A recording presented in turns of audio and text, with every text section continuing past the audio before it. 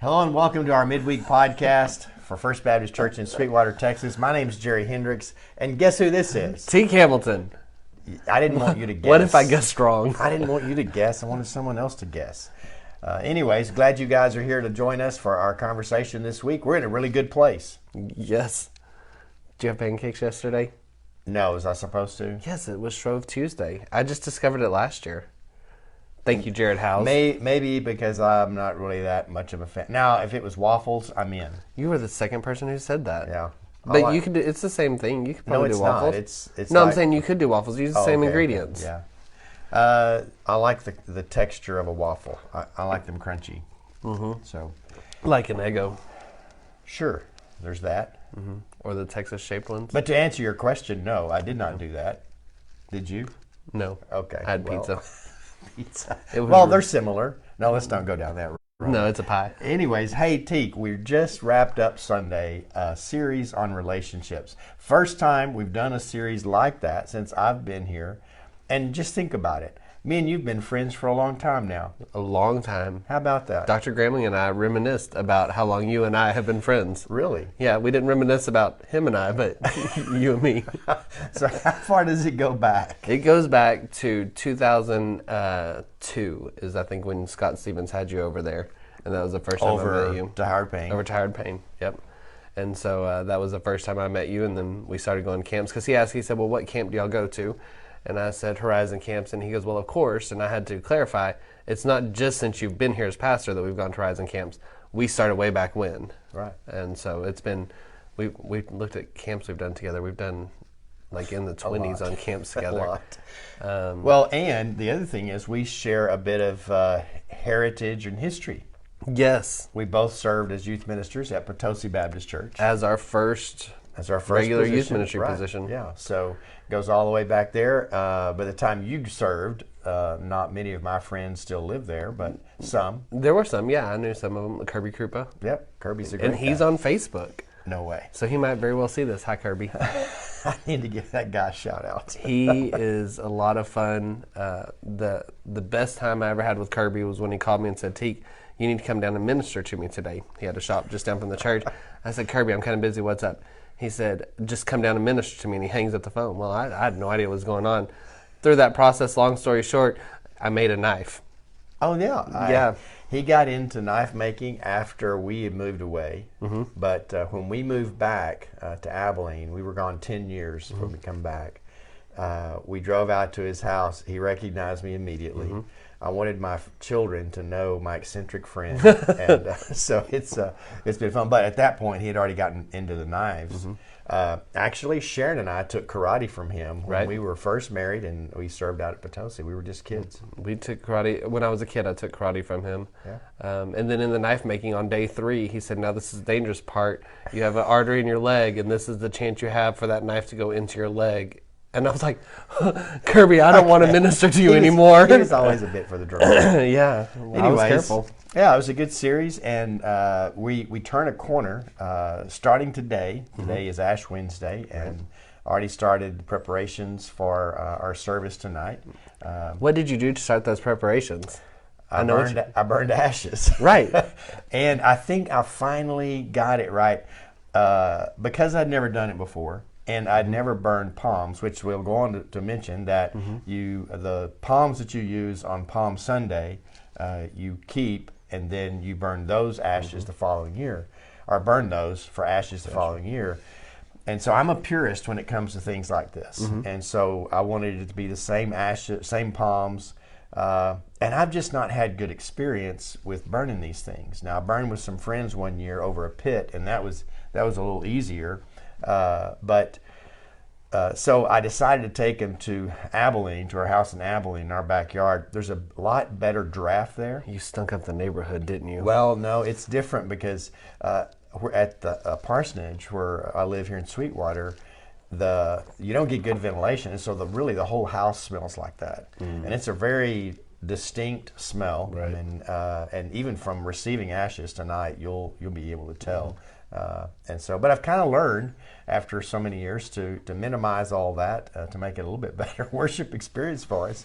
But and it's a great time, and it's very different, but it really sets a tone for us, and it turns a real corner for us in our worship and our thoughts. And as we kind of start taking these steps, and this week I've been on the road some, and a lot of that road time, I'm thinking, and I'm starting to remember the conversations that you and I have, and the emotions that we share toward this season, and kind of the words that are important to us and how we frame it. So always excited to move into that and to begin those preparations, and inviting other people into that experience with us is also a fun time too. When you say that you're a purist about the ashes and using the palm branches, doesn't like Amazon sell ashes? I've heard that they do. Can you believe that there's a market for buying ashes when you talk about being a purist? I don't know. Yeah. But, yeah. I had a conversation this morning with a local youth minister about his first time of putting ashes on someone's head, and that it might be one of those things that, like when I took a course at Howard Payne, it was practical work of the minister, and we got to practice baptizing. First Baptist Church across the street in Brownwood let us come over there, and we got to practice baptizing. It might be something that you practice doing ashes, because it is difficult getting that mixture to where it stays on. It's tough. Definitely, and I know that the first few times I did performed Ash Wednesday was with a Baptist church, which has been my heritage, and we don't know how to do that. No.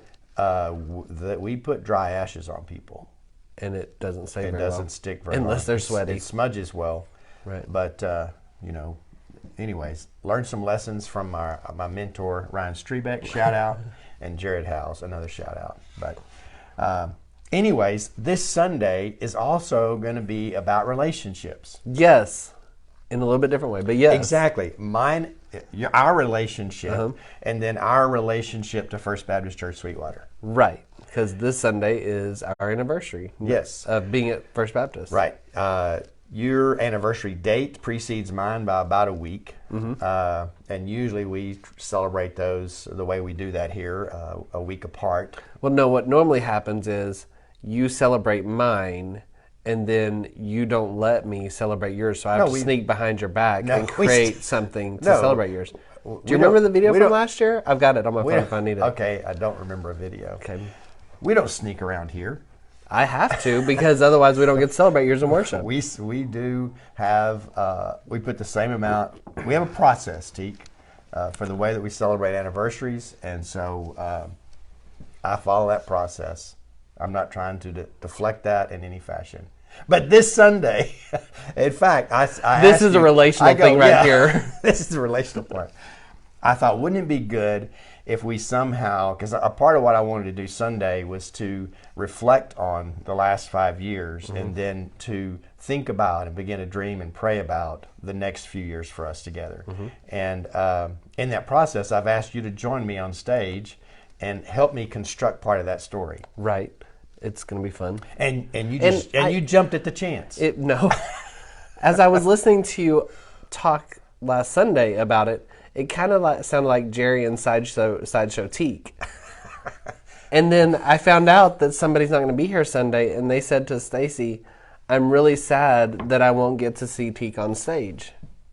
And so now I'm wondering what people are expecting and what I put out there on a regular basis. A part of the backstory to that is that people are under the assumption, after your 10 plus years of ministry here, that you don't like to be on stage. They're correct. And they are correct. And so it does become a big deal when we know ahead of time that you're going to be on stage.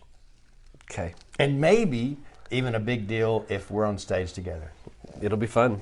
It will be fun. But looking forward to that. I've gone back and looked at those earliest messages that I did. And because I started with the church doing Advent, just filling in for an interim, and once I knew that I wanted to put my name in as pastor, I started working on how I'd want to start. And so it's been real good to go back and reconstruct some of that and look at those passages that I first talked about, and I'm going to use one of the primary themes of those early weeks here. So I'm looking forward to it. It's going to be a big day. We also have baptism. Little Ellie We Seaton. will. Ellie Seaton is going to be baptized. We're excited about that. Her family's going to be here.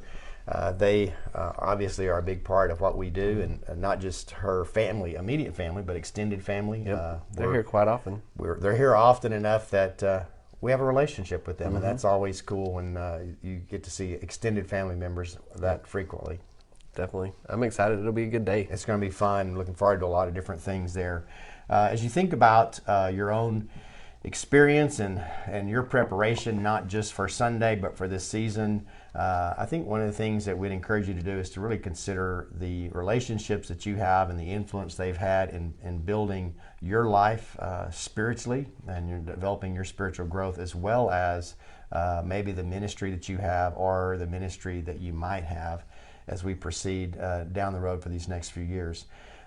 It is one of those things where I don't want to be the one just constructing that for people, but I want to kind of help us all be able to construct that for ourselves and see how that flows through the life of First Baptist Church Sweetwater. I think it's going to be a great part of the Lenten season. We've got the study we're doing and going through. I think that's going to be a good way to celebrate as a part of Lent also. Yeah, I think so. And, sometimes these things happen because we've planned well, and sometimes God just really blesses us. I think this is a blessing. Right. This way, the way this one fell, and the way we continue to kind of work on it to make it really have something significant to say at this particular time. So, looking forward to it. Hope that I know that you're going to be there because you'll be with me on stage. Yep. And we'll walk through that together. But look forward to seeing each of you on Sunday, and be sure and invite someone to come with you. See ya.